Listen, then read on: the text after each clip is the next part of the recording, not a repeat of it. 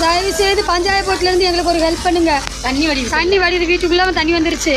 குழந்தைகளை வச்சுக்கிட்டு எப்படி இருக்க முடியும்? நீங்கள் பாருங்க, ரோடு எதுவுமே தெரியல.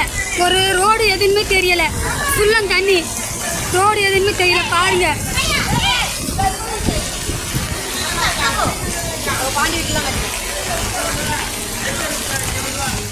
ராமநாதபுரம் மாவட்ட கடலோர பகுதிகளில் பெய்து வரும் கனமழை காரணமாக பாம்பன், மண்டபம், முந்தன்முனை உள்ளிட்ட பகுதிகளில் உள்ள வீடுகளுக்குள் மழைநீர் இடுப்பளவு தேங்கியதால் வீட்டில் இருந்த பொருட்கள் தண்ணீரில் மிதக்கின்றன.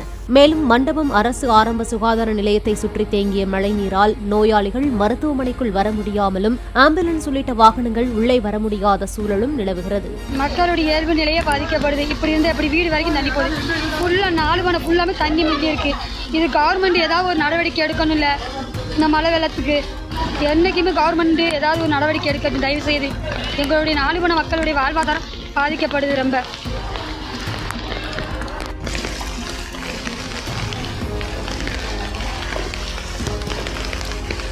மக்களுடைய இயல்பு நிலையே பாதிக்கப்படுது. இப்படி இருந்த எப்படி வீடு வரைக்கும் தெரிய வருது.